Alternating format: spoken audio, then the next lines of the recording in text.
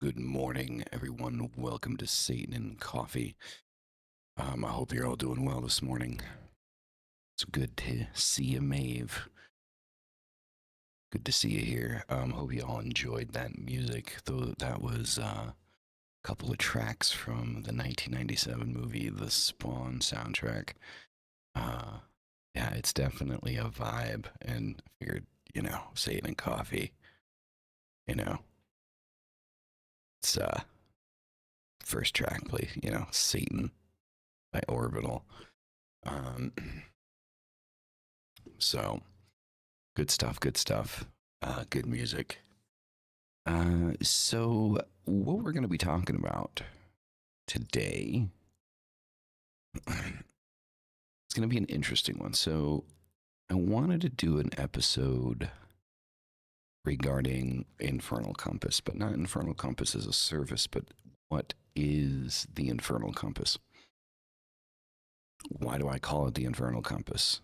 Right? What's the point of it, right?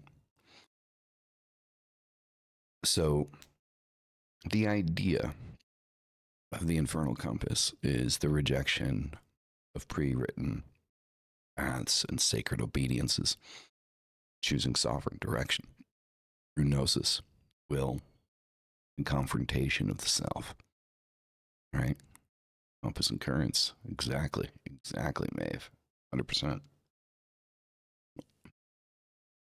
Right? So society, religion, and even some spiritual traditions sell you maps to safety, right? Everybody has this idea of what you need to do or how you need to live your life to be safe, to be better, to be successful, to be this, to be that, right? We as human beings are inherently sensitive creatures, and as such, we are constantly looking for answers. And a lot of these paths and spiritual ideologies, try to sell you literally and figuratively a direction that you can walk in your life to make things better. The idea of the Infernal Compass doesn't give you answers, or there are no answers outside of the answers that you can give yourself. It is about personal accountability, self-confrontation, of course, self-deification through that, right? It's about facing your demons and no longer being afraid of them, right? So usually the path that people try to sell you is, for domestication, not liberation, right? Everyone wants you to fall in line and wants you to be, a part of the pack, so to speak. You know, um, most maps were written by the same architects of control we swore to dethrone. We as occultists, as followers of the left-hand path, we swore that we would, overthrow this control. And, we don't, do we? We get desperate and we want more money. And so more security, more just comforts, creature comforts. We want first world problems. And the Infernal Compass, though, isn't inherently designed to teach you how to live your life. It's taught you how to face shit that you've been through and things that hold you back, and then allows you to figure out what happens after that. That's what the Infernal Compass is, right? Because it's the idea, it's a bit of a play on words, because the Infernal Compass is to say that there isn't a compass. There isn't a direction, one particular direction that you need to be going in. Hence the reason why it's an infernal compass. It's probably just spinning around in circles to confuse the shit out of you. It's not to find a direction, but understand that you are the direction, right? You know, your guru's map is not your fucking path, you know? And are there aspects of things that I think are taught in this that are inherently learned? Like, for example, gratitude, being grateful. Yeah, yeah, gratitude is definitely a big part of it. Exactly. Are you traveling the path? You need to improve thyself. Exactly. Because that's what it's all about, right? It's about becoming a better version of yourself. It's not trying to become someone else. And here's the thing, right? Like, I mean, there's some truth to the idea that, like, you love your job, you never work, you know, if you love what you do, you never work a day in your life. And, you know, there's a certain level of truth to that, I suppose. It's the truth, you know, that you don't work for money. You work or do the things that you get paid for doing something you're good at. And most of us don't look at that. Like, what do we do when we go to school, right? Like, I mean, at least I remember this. Like when I went to university, yeah, I looked at what's going to get me the most money. What career is going to get me the most money? What can I do that's going to make me money? Now, in part, I had the idea in my head is what can I do that is closely related to what I want to do that's going to make me money, which kind of limits down the amount of choices, which is why I went with graphic design, or rather studio art and design, which I don't use. Um, but you know that's the focal point, right? We want to fit into society, right? We want to make the money and buy the house and buy the car and, you know, marry the, you know, the beautiful girl or the beautiful partner or whatever, and, you know, have a bunch of kids and then fucking die.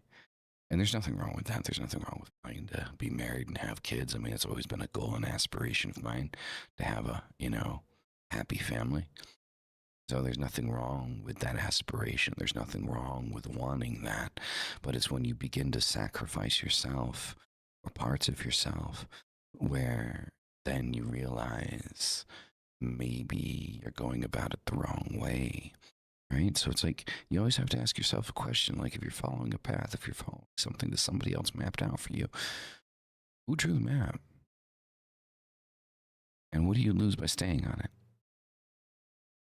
So I understand, like, a few years ago, you know, go back maybe a decade, and, you know, I sacrificed a lot of myself to follow that map, right? Because of what I thought I needed to do.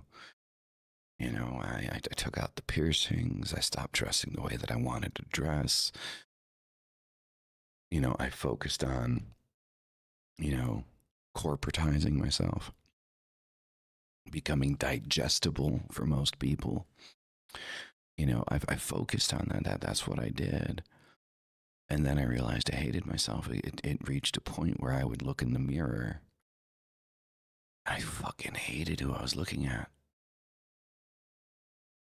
Like I couldn't, I didn't understand who the person was standing in the mirror. I was like, that's not me. Like, who or what am I? So much so that it got to a point for me where, you know, I just wanted to end it. You know, that's how dark it got. I mean, it got dark. It got really dark. I just didn't want to be here anymore. And then I gave myself an opportunity, and I started to once again, you know, focus on me and become who I am, you know, little things at first, you know, put my piercings back in, started, you know, I got the septum done, and then I started gauging it, and then, you know, the nail polish and a couple more tattoos here and there. And, you know, I got, you know, my clothes back. And I started buying clothes that I wanted to wear, which is significantly more expensive than it was in the 90s. I remember when a pair of trip pants used to cost maybe 50, 60 bucks. Oh, yeah. I don't think they go under like $125 now. And then like, the Jankos, I remember you could get Jankos and JC Penney for like $80. And now they're like $260, $300 a pair. Yeah, dressing alternatively got expensive, guys. I'm just glad I got my shit before like it got back in fashion, because now they're even more expensive. Um, so but there's little external things. Now, I'm not going to sit here and say like your clothes are who you are, the music you listen to is who you are, and what have you, because it's not those things inherently by themselves that identify who you are as an individual, but those things are aspects of your personality. And if you realize that you're beginning to sacrifice parts of yourself to justify yourself staying in the world, you're doing it wrong, right? So, I mean, I got, the hand tattoo, got back, because there was a point where I just, I let go of the occult. Not that I like converted to anything else, but, I was no longer, a practicing occultist. And I think that, getting all of those individual things back into order, building out my altar again,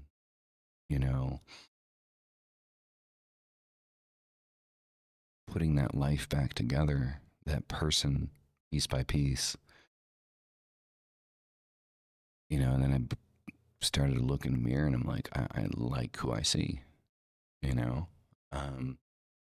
then it just kind of came down to, people around me, right? Like, so once I realized who I was and who I wanted to be, again, it wasn't like I just randomly became this, right? This is who I've always been. And I'm going to be like fucking Al Jorgensen's from fucking Ministry, man. I'm full of fucking piercings, fucking 75 years old, fucking full on industrial goth. But once I started putting those together, next came the most difficult part. Liquidating people around me that couldn't appreciate me for me, that didn't want me around being the person that I am. And here's the thing, right? I mean, like when people realize that you're starting to go back to who you are, right? You've refound yourself, and you're no longer apologizing for being who you are. People could be a relationship, could be family. Most of the time, it's probably family. Friends, people you thought were your friends. What'll happen is people will start, attacking you. Oh, you're changing. Oh, why are you dressed like that? Why can't you be normal? What's wrong with you? Like, why do you always have to go against the grain? And, all these things, anything that makes other people slightly uncomfortable, they're going to attack it in an attempt to make you question who you are, to make you think that you're doing something wrong, to make you think that whatever it is that you're doing is going to inherently cause, you're not going to be able to live your life being who you are, that you're always going to be, some half-assed version of yourself. And, the Infernal Compass, the idea behind the Infernal Compass is to understand that you do not need to apologize for who you are. And it's to work through those traumas. And make no mistake about it, it is a trauma to deal with people around you trying to change you or tell you that you're wrong for being you, or that, there's something that you're crazy because you're an occultist and things like that. I mean, I've heard that, right? Like and it's funny. I always find it absolutely hilarious that like you can get a Christian that prays to God, believes in angels and miracles and all these things, all of these points of Christian mysticism and magic and, the magic that was stolen from pagans long ago. And nobody bats an eye. Nobody bats an eye at that shit. Individuality is scary to people. It is, very much so. And nobody bats an eye at that shit. The moment you start saying that, like, you're an occultist and you do rituals and stuff like that, and you burn candles, and you work with demonic entities and things like that, it's just like, oh, you're fucking crazy. You're out of your fucking mind. And it's like,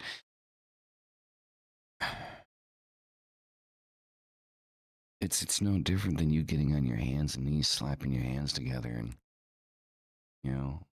asking God to make your dreams come true. At least in my path, I understand my own power. We understand our power. We understand, who we are as people. We understand that, wherever we want to go in our lives, whatever we want to obtain, we're responsible for that. The shit that happens in our lives, the bad shit, the negative shit, we're also responsible for that. We're aware of this, whereas, the Christian, good or bad, just chalks it up to God, right? I got the job I want, thank God. I didn't get the job I want. No, it's God's will. What the fuck, homie? Like, I mean, when do you take any responsibility for your own shit?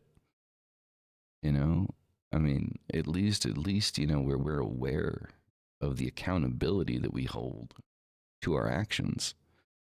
We're not good people because some book fucking tells us to be. We're good people because it's the right thing to do.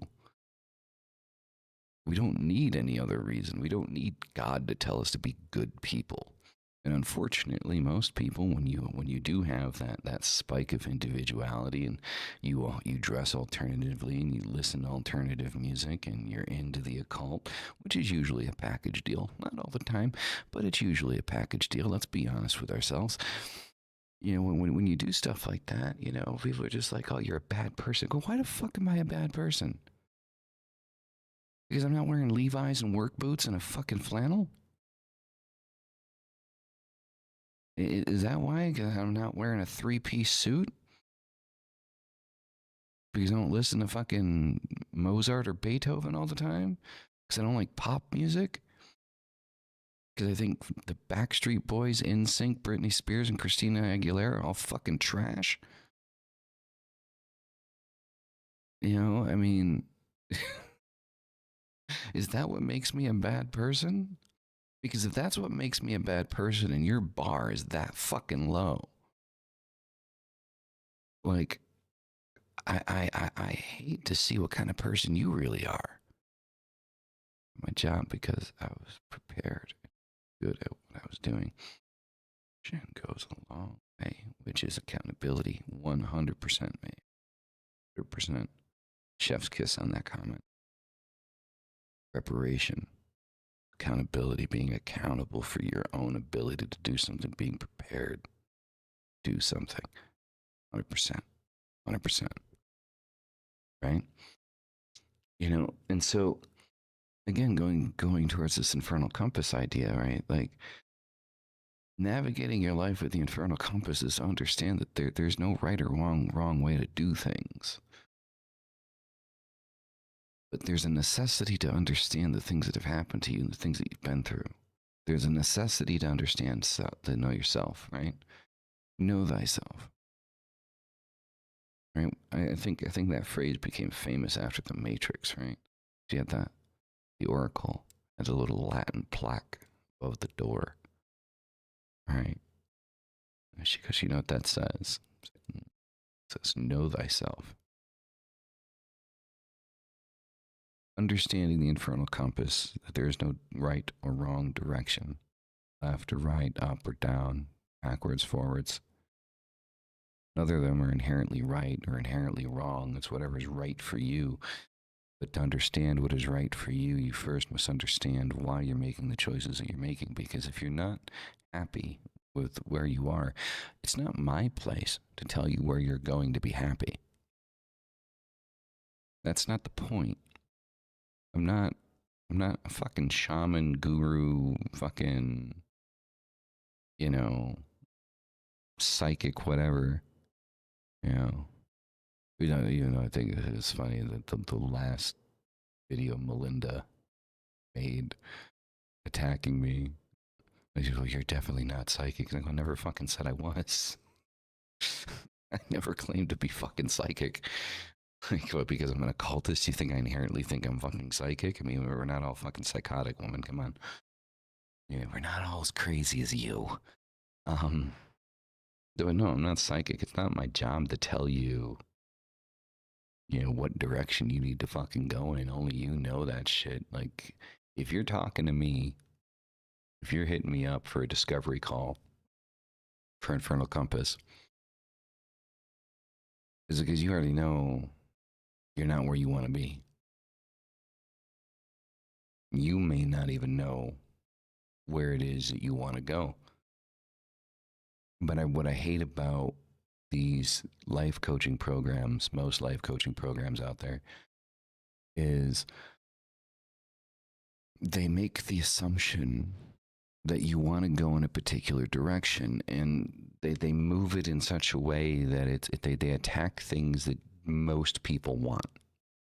Good job, money, extra free time, happy family, lavish vacations, right? Big house, 5 cars, right? Well, giant white picket fence, dog. They attack all these points because it's the assumption that most people want this shit, right? And though, I mean, psychologically speaking, because of the societal conditioning that exists, most of us do want something like that or similar, right? So it's almost a go-to. It's almost a guarantee that it's going to spark interest in most people to pay money for something that's not going to give you shit. Like, realistically, I don't promise you a direction. I don't know what direction you need to go in your life. Infernal Compass and the Infernal Compass does not promise you a direction. It's quite the opposite. What it does promise is a more intricate understanding of self and why you make the choices and decisions that you do, so you can better see possibly the reason why you're in the position that you're in, that you don't want to be in, and be better prepared with a deeper understanding of yourself and why you make your choices, and how to be able to make different choices to go where you want to go in life. But it's not designed to point you in a fucking direction. I mean, that's the thing. That's the whole idea of Infernal Compass. And I think, people kind of misinterpret that phrase, right? The Infernal Compass. It's like, oh, he's going to give us directions to infernality and to go to hell. No, that's not what it is. Don't be dumb. I believe we know the answers to our questions, but need to accept those answers from ourselves, not running away from things that make us uncomfortable, from things we need to work on. No, exactly. It's 100%. And that's exactly what Infernal Compass kind of like encompasses and talks about. Infernal Compass encompasses. Sorry. Simple minds, man. But yeah, I mean, that's what it is. It's not a direction. It's not an answer. It's the right questions. And then you figure your shit out. And hopefully, after 6 weeks, you start making better choices. Right? That's the idea. Right? The archetypes in Infernal Compass, it's not inherently demonolatry. There are rituals, but they're self-rituals. You can choose to use the archetypes or not. I mean, honestly, the archetypes that I chose to use them because they line up more with Jungian psychology than demonology, right? Which is why there are 6 pillars, right? Lucifer, Belial, Lilith, Asmodeus, Baphomet in the middle, Leviathan, right? They're not all inherently goetic, right? Like there's like some of them are goetic, some of them are Roman. You know, it's just the ones that I thought were pertinent and made the most sense, right? So you go Lucifer, Belial, Lilith, Asmodeus, Leviathan, and then Baphomet, which is the centerpiece, right? The spirit, the balance part, taking everything that has happened, going around the pentagram, the center of the pentagram, to balance shit, and then to be able to make better decisions. That's the setup, right? Satan, Lucifer, that's not a direction, right? You know, I think Lucifer starting out, right? It's like kind of like, you know, that internal pull away from stagnation. Because I think what happens is when we get to the point in our lives where we're looking for, you know, um, life coaching, it's because our life has become stagnant, because we've become stagnant, because we've stopped moving. Comfortability is death, and we feel ourselves dying, and we want to stay alive. Like it's that survival instinct that exists inside of us that just kind of like peaks and, you know, kind of comes out um, when we feel like we're starting to slip away. And make no mistake about it. I mean, that's what happens, right? When you live a life of comfortability, you got the money, you got the job, you know, the house, whatever, you know, you got a lot of things kind of put together for you. But then you start losing interest in things like, you know, like the music that you like, or playing video games, or watching movies, or watching TV shows. And you start to kind of lose, you know, that desire for those things, is because now your brain is beginning to associate the things that motivated you and propelled you forward to things that are putting you into a position of stagnation. Which is why, like, when we get nostalgic and we listen to music, like, particular types of music that bring us back to when we had that energy, when we had that focus, when, you know, the focal point was always the future, not today, you know, that it brings back a little bit of that dopamine hit, right? And what we're not doing is we're not listening to our ourselves. We're not listening to ourselves. We're not listening to the fact that what we're doing is not fulfilling us. We're not doing what we were meant to do. So the things connected to that start to become, you know, revolting to us, or, you know, less stimulating. And, you know, the idea with the Infernal Compass is to help you identify what you've got going on and why that stagnation is happening, why you feel the way you do.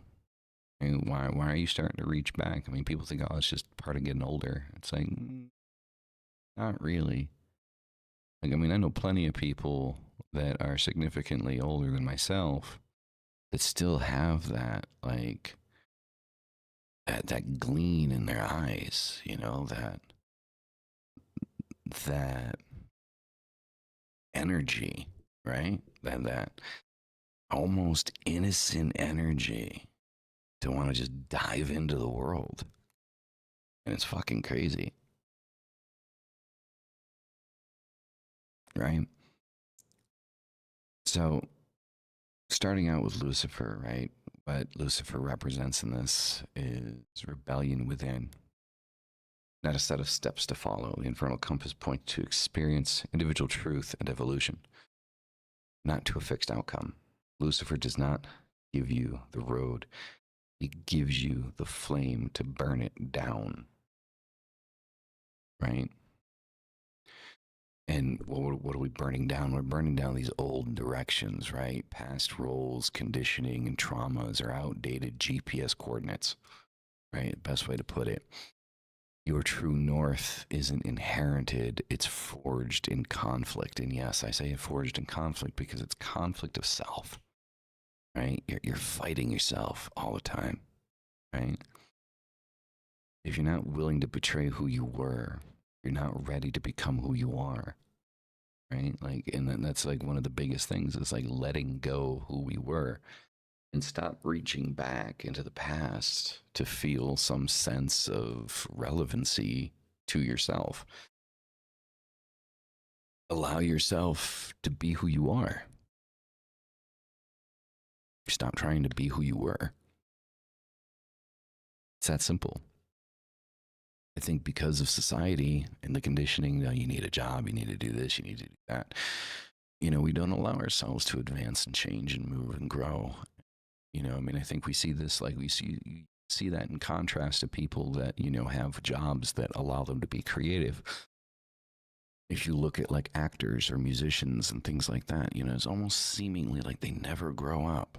And, it's because they're constantly tapping into that part of themselves that needs to be, open and creative and see things in a different light and different scope for them to be able to be creative. And it's something that we shut down a long time ago because we were told that creativity and being creative people, isn't realistic. We're not going to be able to, have a life, being creative. Excuse me. We're not going to be able to have a life or the life what we want to have by being creative or, doing things through creativity. And we have to buckle down and, live a corporate life. And it's a fallacy. It's control because face it, you didn't feel the way that you felt until you started working a corporate job to make ends meet, to pay bills. Right before that, you felt alive. You wanted to live. You wanted to do things.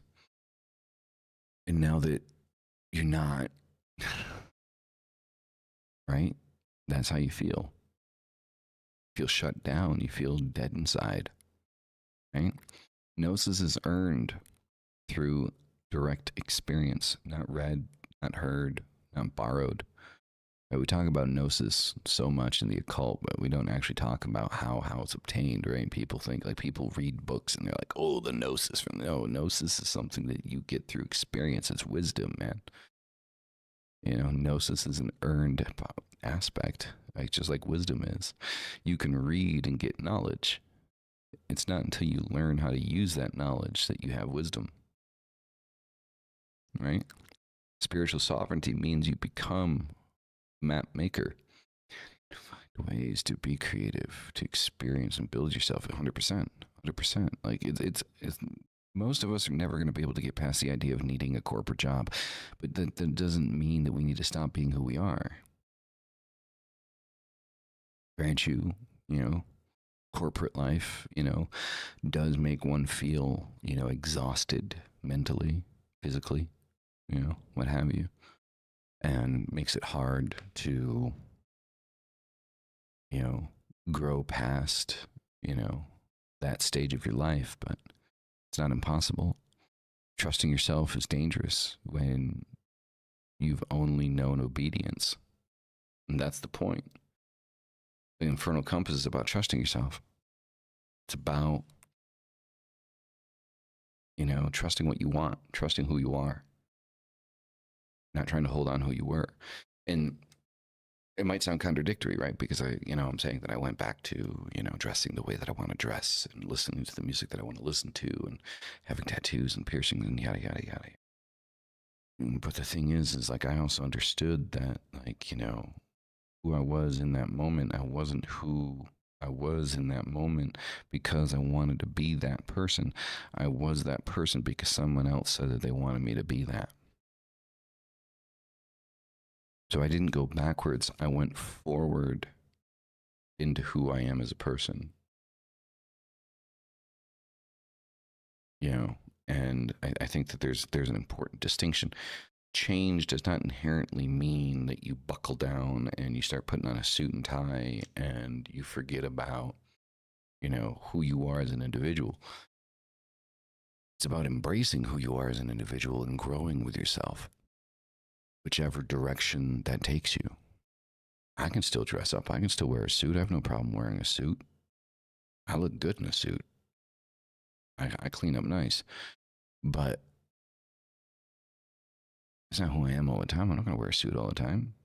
I like my baggy pants, you know, my trips and my Jankos and my band shirts and, you know, my occult shit. That's who I am. It's part of who I am. Part that, you know, I love to embrace and have. I'm not ashamed of it. I'm not going to apologize for it. Right? You know, it's who I am. You know, there's a lot of stigmas attached to this. None of them are my doing, and it's not my responsibility to fix other people's fucking ideas of who or what I am because of how I look or the music that I listen to or the spirituality that I practice. Nor is it yours. There's no greater act of magic than trusting your own madness long enough to master it. And that's the big thing right there, right? Like, you know, the method behind the madness. Finding the method, controlling it, pointing it, and using it to propel you forward. Course correction is power. The Infernal Compass doesn't promise certainty, it promises evolution. Every wrong turn is a rite of passage, every fall of fire to crawl through. Constant realignment is a sign of growth, not failure. You are not lost. You are ungoverned. You need to allow yourself to be that. Just kind of is what it is, right? And the path is never going to be straight. It's never going to be a straight line, right? I mean, the shortest distance between 2 points is a straight line, apparently, right? Life doesn't work in a straight line, guys. It's an up and a down. It's a left. It's a right. It's 2 cartwheels back and then half a step forward. And, you know, that's just the constant movement of life. It just is. And it always has been and always will be. And once you kind of understand that, like, there is no straightforward, like, straight shot into success or being what you want to be. Just understanding yourself. Understanding who you are as a person, right? Opening up the closet, dealing with those skeletons, cleaning that shit out, facing the demons, putting a leash on those bitches, taking control, right? That's what it's all about, guys. That's what it's all about. Like, so this isn't an infomercial. I'm not asking you to fucking buy anything, but I want people to understand what Infernal Compass is. It's not just a life coaching service. It's a way of life, right? It is 100% built off of the left-hand path and Jungian psychology and the idea of owning your own shit, owning your own mind, facing your shit, working through it, and coming out on the other side with a better understanding of who you are as a person. That is the goal overall with the left-hand path, is to be able to take accountability for the things that are happening in your life and understand better, how can I change this? How can I make this better? That's what it's about. That being said, everyone, I know today was a bit of a interesting episode, I suppose. But I will see you guys on Sunday for the Black Mass. Thank you all for coming. You guys are fucking amazing. You are the reason I do this. And as always, hail thy fucking self. We'll see you in the next one. Peace the fuck out.